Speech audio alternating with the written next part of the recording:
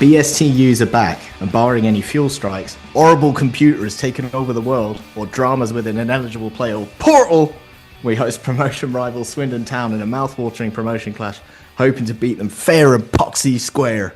Joining me this Wednesday to preview Swindon is a man who's no stranger to something stinking in your underpants that shouldn't be there.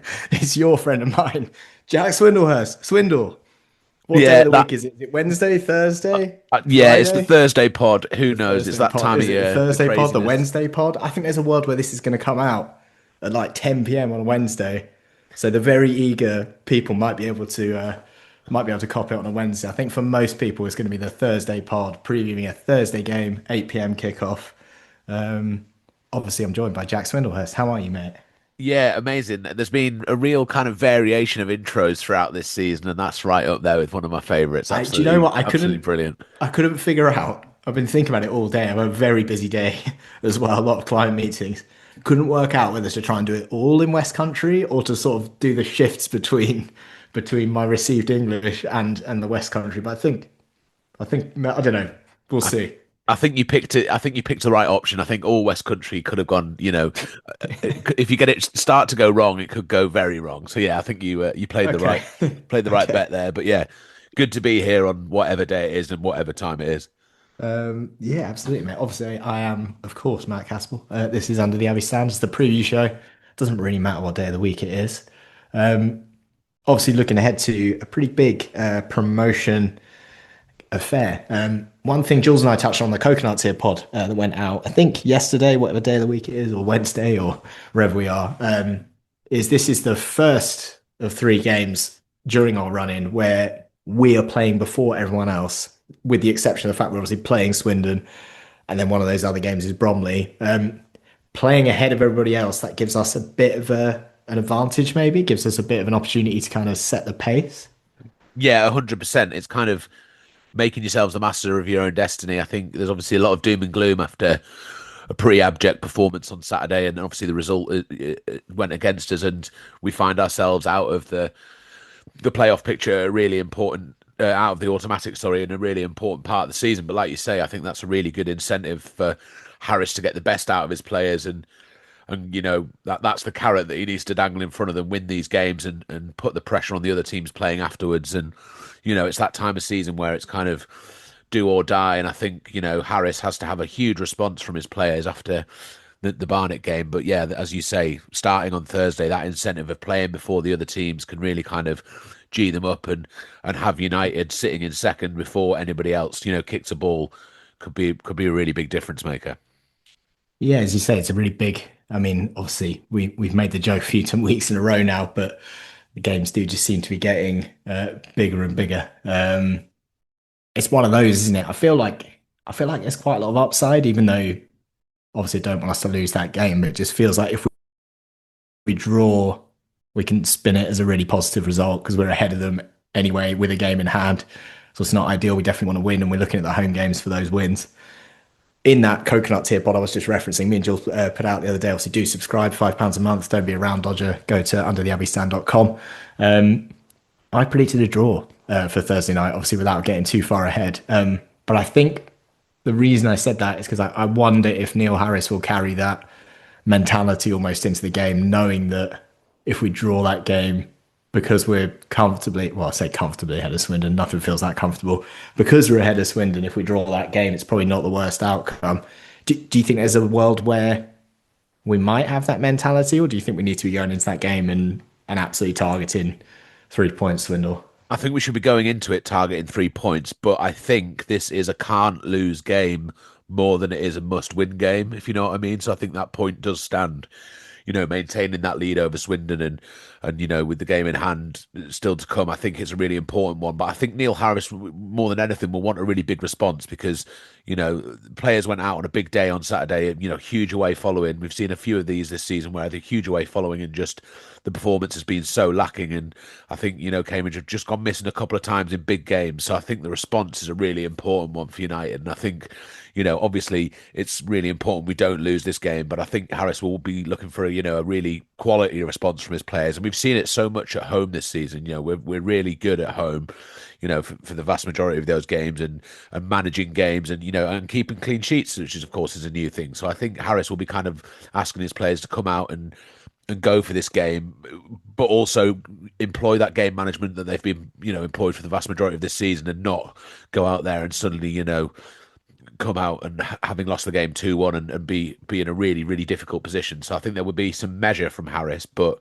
ultimately I think he'll want his players to go out and win this game. I mean, obviously he will, but I think, it's important that we carry a bit of measure into the game. Yeah, it was a bit of an interesting one. The away game at theirs, obviously, it was too early in the season for us to know first away game of the season, but it was looking at back at that now in hindsight, it's probably the most un-Harris like performance. We just didn't know it at the time because we didn't quite know what we were going to get. Obviously, they beat us 3-2, but it was a pretty, I don't know, it's just a pretty wild football match in terms of quite end to end. We didn't defend very well. Harris spoke about some of this in the press conference as well. He talks about refereeing decisions going against us. I don't fully remember that being the case. Just think we were like traffic cone defending syndrome seemed to really take us over. But I'm going to say I wonder. I have a feeling Thursday probably won't be so open. Looking obviously, I mean, one of the nice things about the Thursday game is no one else is playing. So don't have to worry about any of that distraction. Do not forget it's an 8 p.m. kickoff. Just everyone just doing the public service there. Not that you can be late for that, but you don't want to be freakishly early into your spot as well. Obviously, the Friday games we will also get to enjoy. We're feasting on Easter eggs, despite being all nearly 40 years old. Friday games, hopefully we're in second place at this point, 5 points ahead of Swindon. The other games there's a bit of interesting stuff going on, really. Barnet host Bromley. Obviously, it's a tough place to go. It's Barnet. And Barnet seem to be cleaning up all of our promotion rivals, including us. So hopefully they keep that cooking. MK Dons host Barrow. You would say they're obviously hard to look past a home win, but equally Barrow did just beat Bromley. And then Salford Notts. Salford Notts is pretty tasty. Swindle, how do you see that trio of fixtures playing out, and what is the best outcome from Salford Notts? Yeah, rose-tinted spectacles kind of throws a lot of, maybes into this conversation. I think you look at, Barnet Bromley, and Barnet beating us has kind of kept them just into that fight for that final playoff place, and they'll kind of have their tails up and really fancy it. They'll see Bromley having, come off a rare loss and probably fancy it after their home form has really picked up, and could be the difference between them, sneaking into the playoffs at the end of the season. So that'll be an interesting one. Barrow, as you say, just beating Bromley and fighting for their lives down there. They've come up against some pretty poor teams, and then thrived against some better teams at some points this season, and they'll see a game against us coming up, and the chance to maybe get out of there and catch Newport and maybe even Crawley, and we'll fancy it. So I think we're in that point of the season now. We spoke about it on the last few pods where form does kind of go out the window, and we had a conversation where you kind of put the points total that United would need if they beat Notts, and there was a few kind of caveats to that, and I think people we were talking to thought it was quite low, but I think if you look generally at how many points teams tend to get in this point of the season, it does just drop off a bit. And I think combination of fatigue, injuries, nerves, getting to that point in the season, so really anything can happen. So I think there'll be some hope there, and the pressure being off, if we can win that game against Swindon, it will be really interesting viewing to see how the other teams react to that, and I think that could be a difference maker for us come the end of the season. And then Salford Notts, huge game. We've had a few of those where teams in that kind of area have been playing each other, and I think another draw wouldn't be the end of the world, if I'm honest. I think it's I don't think we want to pull Salford too much more into this. I think if Salford beat Notts and suddenly there's another team there, that we have to kind of deal with, I think we'd rather just see a kind of straight draw, let them kind of cancel each other out, and then, sets things up for us. But yeah, like I say, if Cambridge can do their job and get a victory against, Swindon on Thursday night, we can go into those games, bit of a free hit and just have a look at what anybody else can do. And inevitably, I mean, obviously, someone in that top seven is going to drop points when teams are playing each other. But I thought you were you, about to say that they can't all win. They definitely can't, Swindle, because Salford are playing not. So that but is, you feel like someone in this picture is going to drop some points, and I think that could be so good if we've got the taste of victory after Thursday still in our mouths, and back in the driving seat a bit more.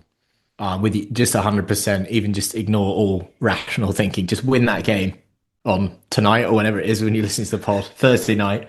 Win that game so we can just all enjoy the Friday games because even if they all go, they can't all win, obviously Salford Knots, but even if the result, let's say Knots win, MK and Bromley win, which you probably say is the worst set of outcomes, you're still thinking, look, we got the game in hand. Yeah. We've got Knots to play, we've got Bromley to play. Like we're going to be, it's still very much in our control. I think Salford Knots, I kind of want a Salford win, which I know sounds a bit crackers, but it's like, we look at how hard their games are. Look at how difficult their running is. They go to Crewe away after that. They got Gillingham at home, which probably is a pretty easy game to be fair. They go to Oldham after that, and then they host Bromley. There's just a world be like, let Salford beat Notts and Bromley because it works for us. And I just think in amongst the other games, they just won't get enough points to catch us. They might get promoted, but I don't think they can. I don't think they'll get us. We sort of, in my head, we need Salford to get as close as possible because they're playing our rivals. They need to be super close to getting promoted, but not quite make it. So I kind of want them to beat North. Yeah, I kind of agree, but I think it kind of raises the point that you've already made, and I've kind of touched on this podcast because we have that advantage in inverted commas of playing, some of these games before the other teams. I think we just need to focus on our games and focus on our running, and because if we do what we need to do now, we will get promoted, and it is kind of as simple as that. We are in control, with the amount of games to play. We are still in control of our own destiny. We don't need to rely on other results if we win games. So it's almost a kind of, yeah, let what happens happen in that respect, but look at ourselves and use a game like Saturday as an incentive to not, drag other teams into having to, win for us, just win for ourselves and get the job done. Yeah, absolutely. I'm sure that's what Neil Harris will be saying as well. Obviously, I mentioned that coconut tier pod. In that pod, Jules and I run through all six, the top six teams, all the remaining fixtures, predicting round by round, so game week by game week. It's pretty chaotic pod, I'm going to say. I'm not going to lie, pretty scatty stuff. Where Jules kept asking me how many points we were on in my model after like 4, 5, 6 games. I don't know, mate. I just had to count it all in real time. So it's premium £5 a month stuff for sure. Speaking of our man Jules, let's go to our fan preview. Jules caught up with the Loathed Strangers podcast. Right, under the Abbey Stand listeners, delight to get a Swindon preview, bit of knowledge from the opposition with Joe from the Loathed Strangers podcast. How are you, mate? Yeah, all good. We were just saying it's a shame that this isn't going to happen on Good Friday, but Thursday evening is all okay. That'll be my birthday as well, so Oh, maybe I'll so get a present in some points. Who knows? potentially, hopefully, I mean, from a personal perspective, I hope your birthday's ruined, obviously. Well, that's all right. If I get some good food and something to just watch it along with, it's a couple of plans in terms of getting to go because planning everything around a Good Friday would have been ideal. Yeah. But I suppose if I get something nice to eat or, do other nice things in the day, then, come what may at 8 o'clock, I guess. Yeah, exactly. It's out your hands, I guess, isn't it? But what's the mood like amongst Swindon fans? Excitement or a bit of apprehension? I think a bit of apprehension because I think we have kind of struggled for, getting points against, other teams and getting up there. We had a good opportunity this weekend because nothing really went anybody's way in that top half, but we couldn't manage to sustain and beat Fleetwood. So that puts us in such a crazy lead to think that a win could set the cat amongst the pigeons again and change everything all over again. But it's a taller order. Whereas if we'd gone in with the 3 points and just go neck and neck with yourselves, it would have put us in a better position. It's good enough that it's sold the away allocation out. So there's still a lot of anticipation. I'm sure everybody else will be tuning in as well. So it's interesting. It's not quite the same, excitement or that harmony in the fan base at the moment. There's a bit of a schism between club and operations and manager, and it just seems a little bit disconnected. So it's an odd season. Yeah, it feels like Swindon have always felt that side that, in my head, haven't been quite as consistent as the other ones up there. But then you're only 3 points off it still. What's your strengths been this season? So I think we've got a lot of options in terms of going forward. You remember, like, it's a long time since we all played each other's way back in August. And of course, everything was all built around Harry Smith, and then he got injured in the Barnet game. But then, since then we've had even had strikers come and go because we had Prince Willa Batcherman on loan who went back to Southampton and then went out to Salford. Billy Bodin has kind of come into his own in terms of playing on the wide thing, and it's been the season, of course, of Aaron Drinan in Harry Smith's absence. He was the one who had the long-term injury last season, and he's getting that amazing goal return.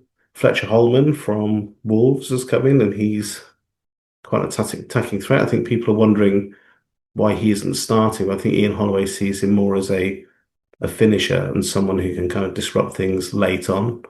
But Finley Munro, who we had on loan from Aston Villa, has been a big loss. He got sold to Middlesbrough and I think he's been a regular in terms of in their squad.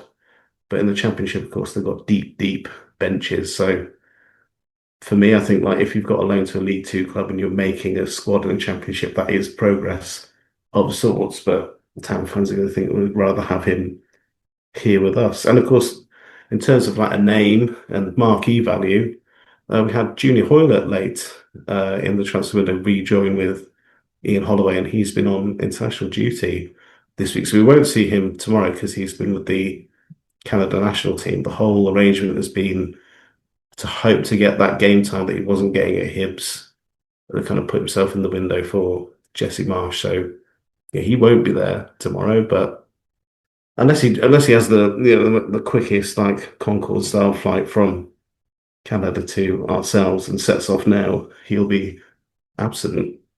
Yeah. That's it. That must be quite a big miss. But what's been the secret with Dryden or Drinan? I'm not sure what the best pronunciation is, because he's kind of having that season where his goal scoring record up to now has been sort of nothing to write home about, and then all of a sudden, what's he on, 19 goals I'm seeing here? I don't know if that's all competitions or not, but he's just had a remarkable season, hasn't he?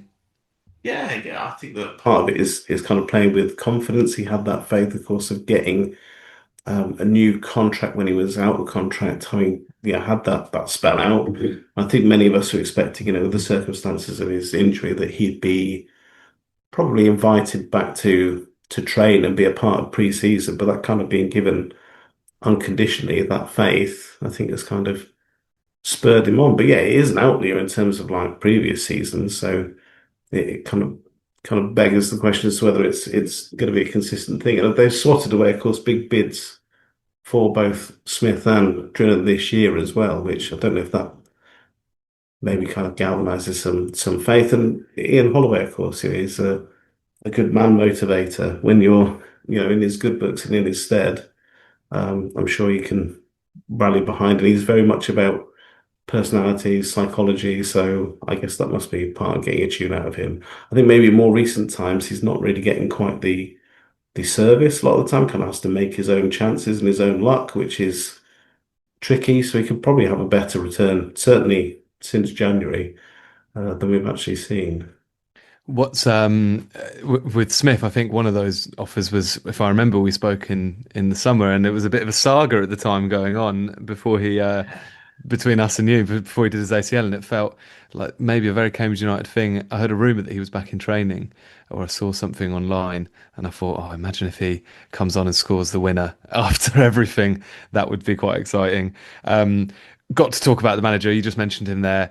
Always ask about opposition managers, but I think Ian Holloway. We could probably do an hour on Ian Holloway. His the latest thing that I think has sort of seeped into wider fan bases was one of my favourite moments of the season was the post-match interview he did the other week. I can't remember what game it was after. You probably remember, but the sound bites are sort of become legendary, I think, amongst plenty of other fans. What's some opinion like on him? Because I know the story with Holloway and Swindon Town's quite incredible, right? He took over when you were in real relegation trouble last season, or the season before, was it? And now you're just having this real dart going up. Yeah, I think that. Yeah, I know that the sound bites are called it's disgusting. I should check my Do handbook. That one, yeah, of course. Do it. it. That one. The fallout of that Luton game, that EFL trophy. Never before has the EFL trophy been quite as dramatic as that expulsion. Has never given. I went to that game at Luton on a Tuesday evening. This one was, and Luton were only charging £5 to be in the away end.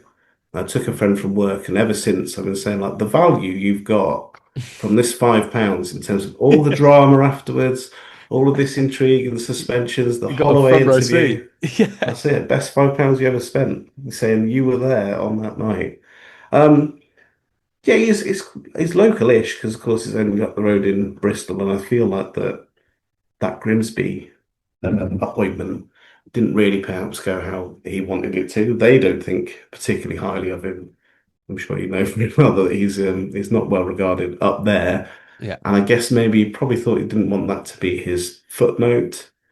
I think that with our chairman, he sometimes kind of wanted to kind of have a model where, yeah, these are the talents, and then a manager like a Scott Lindsay or a Ben Garner would just be expected to make do. But Ian Holloway's cachet, his clout, I think holds some weight in the boardroom, and he's maybe managed to get his way on certain things, or at least have his point of view put across. So it's been quite a good symbiotic relationship in that the boardroom need a PR win and something to kind of propel, and Ian Holloway need an opportunity. I think that sometimes there's been a void of communication from upstairs that Ian Holloway has kind of been expected to fill a lot. He's probably burdened a bit too much with being the spokesman for everything Swindon Town, but it has been a remarkable job, and I feel like if he doesn't get the job done this season, I don't think that the blame can be put at his feet. There must be,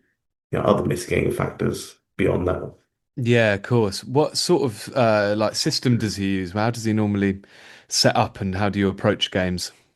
He likes a system he likes to call the Rackham and Stackham approach. So he does like to sometimes have Of course he four does. or five at the back, sometimes employ the wing backs, using maybe unconventional defensive midfielders like Tom Nichols, who people know as a striker, like sort of having a 4-3-3 quite a lot of the time, and then having like your wide forwards and like your central man like a Dridden just kind of bomb forward and put pressure on and try and get goals that way. Tends to be the way.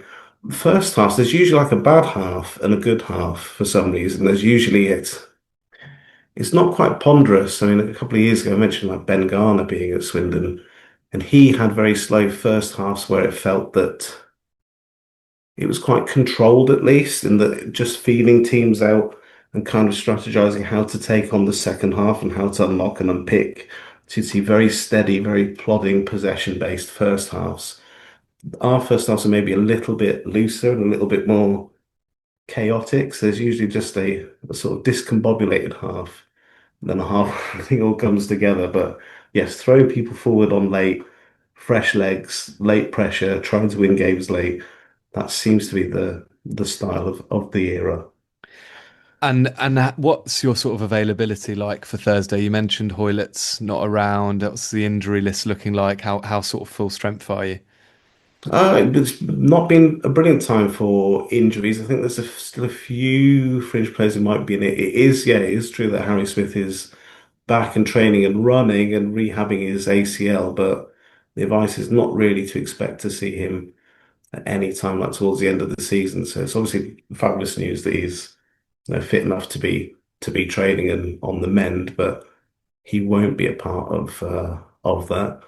Had Ollie Clark out for a period, who of course he was a big figurehead in that whole Luton debacle, but yeah, his absence from that suspension that he got for his incident from there was like quite keenly felt. I'm not sure necessarily what he might have in terms of leadership qualities, but in terms of, just that little bit of extra nous and driving forward from midfield, is a big miss if he's not available. Holloway is someone who likes to muddy the waters a bit in his press conferences. So if you hear later today he says this person isn't available or this person's nowhere near it, it wouldn't be a surprise to see them on a team sheet in some format.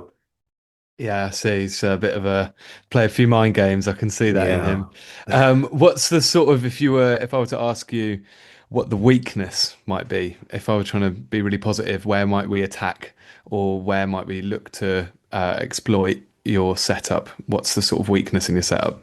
Set pieces, any set pieces, corners, particularly poor at. It's one of those things where people just don't seem to like pick up their man when crosses come in, leave like goalkeepers stranded. Yeah, the back is kind of when things may be invited onto them might be a little bit better in kind of like those one-on-ones, but set pieces, especially corners, particularly a weak spot and leaving Connor Ripley stranded.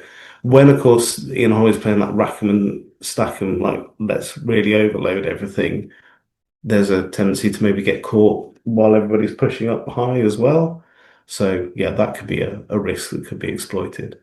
Definitely felt like that was the way, like with Notts County, and I feel like Thursday night could be a similar story. Well, it's quite good news for us, I think, because set pieces is definitely somewhere we're quite fruitful on. So hopefully that's a good matchup. What's your prediction for the game? What's the outlook? Would you take a point? I think I would take a point really, and looking at like looking at the month of March like as a whole, it's been reasonably successful. Not been tons of losses, and we've gathered wins and draws, but I think every draw has felt a bit like drop points. But I would take a point, but I feel like I think I've been drawn on the weekend that I don't think that Holloway is going to play for the point. I think you probably will want to go a bit gung ho and prove something. So it could be interesting to watch as a spectacle, if not good for the nerves. I saw a good thing that was being debated in the not the top 20 group that I'm a part of about Swindon sending forward the goalkeeper on the weekend. I think it was in the last minute, wasn't it? But it was one Yes. all. And the value of whether you send the keeper up when you're sort of, I guess, trying to rescue a disappointing home draw or not. But it just feels very Holloway, that doesn't it? To go and roll the dice like that. So I think entertainment feels like something that maybe we can be guaranteed upon, right? Yeah, who knows? Maybe Connor Ripley will be sent up again. I don't know how quickly he could track back because he gets a bit of grief. He's a sturdy fellow, and I don't know if that's yeah. Again, playing for the win when it's a 1-1 draw at Fleetwood. Just take the take the Yeah. point and go with it. But yes, that is classic Holloway. If I were to push you for an actual prediction, what would you go for score wise? Let's I'll tell you what, I'll be coy and I'll hope for some pleasant birthday wishes. I'll go for a 2-1 to Swindon. How about Wow, there we go. That would be a good birthday. that? Thanks very much, Joe. Really appreciate it and happy birthday for tomorrow. Thank you. Thank you, Jules. Thank you, the loathed strangers. Swindon are not in great form, Swindle. This should excite you. 9 points from their last 7 games, but they are third in the away league table. They seem to travel quite well. Is it something we should be worried about? Again, we're sort of at that point, I guess, where you're looking at our remaining fixtures and thinking, is this now actually one of our easiest remaining games, even though they're what fifth in the league? Is this now like one of our easiest games left on the slate, given how difficult all the other games are around it? Well, yeah, and I think what you need to look at with Swindon's away form is they successfully score late, like repeatedly. In those games they've scored really late on. A 91st minute would-be winner against Crawley before they equalised. A goal in the 86th against Gillingham and a 91st minute winner. Away at Tranmere. So in these games they stick at it all the way through until the end. So I think we really need to be wary of that. I'm sure Harris and them have all done their research on these teams and how they operate. But Swindon are one of those that aren't easy to put down, and that was something that United will be, need to be really wary of. We look back at games like MK and we switched off right at the end and we weren't able to put that to bed, and we've been so good at that for long periods this season, and this is the point in the season where we can't allow that to happen. So I think this away form that Swindon have kind of amassed is good and something that they'll be able to cling on to and say that there was the difference between them, going up automatically or being the top of that playoff picture and not. But I don't think we should be overawed by that. It's a case of doing what we've done all season, manage the home games well, and just see it through right into the end. And yeah, I think we should be fine. But it is one of the easier games, I think, probably, given our home form, given how difficult the other games are going to be. You've got teams still to play, and that game in hand is going to be a tricky one with the team knocking on the playoff door. So yeah, I think it's one that we really need to take our chances in and see through. Mate, sounds like you actually did some research for the pod for once. First Late time goals. for everything. That's news to me. What I'm seeing is they couldn't score against Tranmere for 89 minutes and just about beat them. That's hope. That's cause for encouragement. I know we didn't score up there either, but Tranmere are not in good form. From the presser, obviously the news came out. Shane McLaughlin seemingly likely injured. He said until late April. That to me sounds like the rest of the season, but obviously, I guess there is a weird alternate universe with it. There is a playoff campaign to think about, so perhaps not out for the rest of the season. In a weird way, I'm saying hopefully he is out for the rest of the season because our season is going to end at the end of April, start of May. So no McLaughlin. Obviously, Kouassi, we are also thinking is probably most likely not coming back this season. Raggett also injured, a training ground injury, they said. But George Hoddle in the group, on the grass and in the group, miraculous, can I just say, given the nature of how his injury was described. He's taken that Neil Harris medical science chat and he's absolutely run with it. Obviously, Sully Kaikai back from international duty, captain of Sierra Leone, scored his pen. Don't know why there was a pen in a friendly. It's a format that I don't fully understand, the FIFA series, but they lost the shootout, but he scored his pen, which is all good. Talk me through, I guess, given everything we said about a point not being a bad result, coming off a bit of a stinker at Barnet as well. Talk me through how you see it going and how you think we're going to line up. Oh, it's a tough question, and I feel like we do this every week, and I've said we don't need to worry about performances at this point in the season. It's all about results. But actually, I think it'd be really pertinent if United came out and put out a really strong performance on Thursday, and obviously I think the win would be incredible. But I think we've spoken already on this podcast about that, how a draw could work, and if we did draw, still being in control. And I think actually, if it was a strong performance and a hard fought draw, then fair play. They're up there for a reason. Swindon, as we've already mentioned, have good away form. But I really hope kind of Harris goes for it. As far as lineup's concerned, I'm not sure that too much will change from Barnet, if I'm honest. I don't know that Kai will come back in, having played that international this week, traveling and stuff. So I wonder if he'll come onto the bench and be used from there. I saw a conversation about the potential of Corey Smith coming in, but I'm not sure that I would go with that personally. But again, the complaints about Bourne and Panzu playing together and not really complementing each other is one. So I would stick with Appere up top. Appere, Knight, Brophy, there's the front three I would go with. There might be a change in that kind of midfield. And I think, probably keep Mayer as well. I think just the quality that Adam Mayer brings and will continue to bring in this really important point is great, and it's a good player to have back. And I think he thrives on game time as well.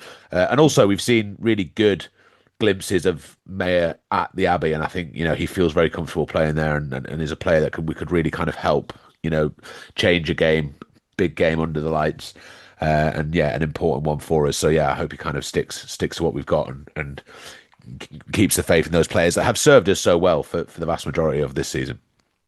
See, I've got changes in my mind. Not big changes because it's not possible, right? We don't have a major pack to shuffle. Yeah. I think there's been a bit of discussion about this. I think we got to get Adam Mayer higher up the football pitch. I think he's a waste. Like just being wasted at wing back now. Whether he's not back fully fit. I know he played 90 at Barnet, and no one covered themselves in any form of glory from our perspective in that game. I just think get him higher up the pitch anyway, anyhow. I think it could be Ben Knight's turn to sit out. Feels like sacrilege, I know. Wow. But they were all bad at Barnet. I just feel like it's maybe slightly similar to how Kaikai the Kai cycle of starting, having great patches of form and being really strong. And we know there's talent. That's not what we're saying, just in case anyone slides in our DMs and don't want that. Just want to be very clear. I just wonder if now is the time to rotate. I don't want to drop Brophy. I thought it was odd subbing Brophy off of Barnett. So I'm putting like Mayer, maybe Mayer, Brophy, Kai. Why not? Attacking trio behind Appere. Why not? Why not? Like that's going for it. That's properly going for it. And I think Ballin and Panzu needs to be broken up, if that makes sense. Yeah. For now. I mean, again, look at the ratings. They're both rated 5.9 in that game. I mean, they were bypassed the whole way we approached Barnett. Not a good day to be a centre midfielder because the balls have been launched over their heads anyway. But I just think after that performance, I would just be trying to make some changes. And it's as simple as finding whatever combination we need to find that gets Adam Mayer occupying the final third of the pitch. I'm actually not that bothered even by the rest of it. Like if you want to keep Ball and Pelly, I can live with it. Just get Mayer in the top third of the pitch because where he can really influence the game. It's almost like if he's not fully fit or match ready, I don't want him to have to do tons of running. Just kind of want him to be like, just keep him up there, keep him like occupying the fullback and doing what he does best and whipping those crosses in like he does. And I agree with you on the rest. I think the back 5, 6, whatever you want to call it, you know what I mean? That kind of core, well, back 5 kind of stays the same, if that makes sense. So, Swindle, predict. It's getting harder. It's getting more serious anyway. I've already done a prediction on the coconut tier pod, so I've got to reuse it, obviously. Yeah, it's that horrible point in the season. Every game feels like a huge game, and it's a tough one to call. I think that we've spoken about the pressure being slightly off playing earlier, but then you lose that game, and then you've got to endure the next 24 hours of teams playing, and inevitably up in their goal difference and pulling clear of you. So yeah, it's a real knife edge game, and I think Neil Harris has got to really kind of rile his players back up after a tough outing at Barnet. But yeah, I've got faith in the players and Harris kind of bouncing back from that. I think it's going to be a really tough game. I think in my heart of hearts, I think it's going to end 1-1.